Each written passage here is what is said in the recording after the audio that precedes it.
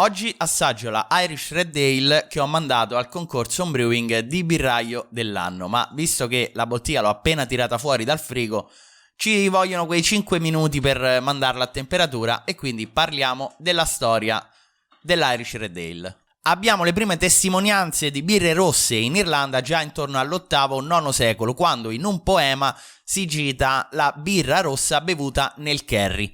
Erano prodotte dalle tribù dei Cruithne a Dorind e utilizzavano per l'aromatizzazione della birra mirto di palude e erica. Queste versioni erano decisamente lontane da quanto ci aspettiamo oggi per una Irish Red Ale, che almeno prevede l'utilizzo del luppolo. Quindi per avere una versione moderna dobbiamo spostarci a Kilkenny, dove John Smithwick acquisisce l'omonimo birrificio dall'ordine dei frati minori francescani che l'aveva fondato nel 1231. La prima versione prodotta nel birrificio Smithwick, risalente al 1710 più o meno, si ispira alle birre inglesi dell'epoca, quindi potremmo dire che il capostipite dell'Irish Red Ale è una Pale Ale inglese, o per essere un po' più precisi, una bitter in chiave irlandese. Quindi la versione di John Smithwick era un po' sui generis rispetto alle birre inglesi, infatti utilizzava meno luppolo, meno utilizzato in generale già all'epoca e ancora meno in Irlanda e in Inghilterra rispetto a tutta l'Europa, e soprattutto era meno improntata sulle note di caramello e più su quelle tostate. Infatti il malto tostato in Irlanda era più facilmente reperibile rispetto a un malto caramel di importazione dall'Inghilterra. Quindi la versione moderna dell'Irish Red Ale è leggermente diversa da com'era nel 1700 e, come la descrive il BJCP, dovrebbe avere un equilibrio leggermente maltato con note di toffee e caramello e una dolcezza iniziale, un palato quindi maltato e biscottato e un tocco di secchezza tostata sul finale. E direi che ormai la birra è arrivata più o meno a temperatura e posso iniziare a degustarla e a leggermi le schede di degustazione. Questa è la prima volta che assaggio questa birra, infatti ho fatto la pazzia di mandarla al concorso senza mai averla assaggiata, solo un piccolo sorso appena uscita dal fermentatore, ma poi doveva maturare e quindi oggi scopro effettivamente com'è venuta questa birra. Per ora ho solo letto le schede. Quindi partiamo dall'aspetto: la birra ha un colore ramato, è abbastanza limpida e con schiuma medio-bassa, color avorio di media persistenza.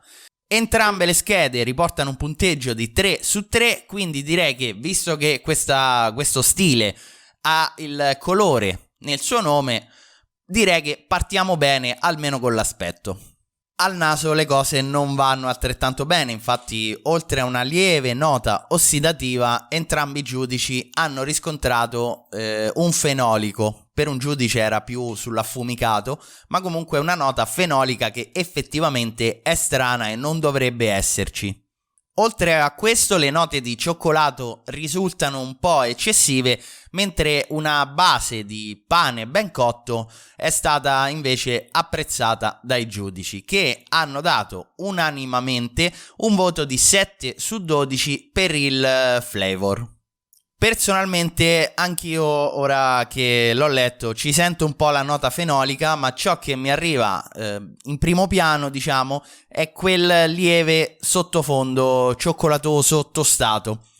Oltre a questo si sente molto la parte di pane e anche lieve caramello. Direi che possiamo passare al flavor. Al sorso abbiamo un ingresso dolce che vira un po' sul caramello. Invece l'amaro direi che è un po' eccessivo, anche se contribuisce a snellire la bevuta, resta comunque troppo sul finale. I giudici hanno comunque riscontrato una secchezza che funziona e una birra equilibrata e beverina. La nota fenolica, che comunque tende lievemente a scomparire dopo il sorso, ha comunque compromesso i punteggi sul flavor, che sono stati di 12 e 13 su 20. Con un altro sorso sono passato al mouthfeel e qui la carbonazione è morbida e il corpo medio-basso. I malti tostati, come hanno fatto notare i giudici, potrebbero averci messo del loro ed essere troppo presenti, infatti hanno portato anche a una lieve astringenza che è di troppo. Comunque nel mouthfeel questa birra ha ricevuto i voti di 4 e 5 su 5. L'overall impression sulle schede dice che questa birra tende, almeno per l'amaro, a ricordare un po' una bitter con delle note tostate che probabilmente l'hanno un po' penalizzata. Sicuramente i problemi fermentativi hanno influito sul voto che per entrambe le schede è di 6 su 10. E facendo due conti per entrambe le schede ho ottenuto un punteggio di 33 su 50 che corrisponde a livello descrittivo a una descrizione di very good per questa birra. Le categorie maggiori sarebbero state excellent e outstanding, che decisamente non appartengono a questa birra. Col senno di poi, rileggendo poi anche le schede e avendo fatto la degustazione, sicuramente c'è qualcosa da cambiare. Partirei sicuramente dai malti scuri.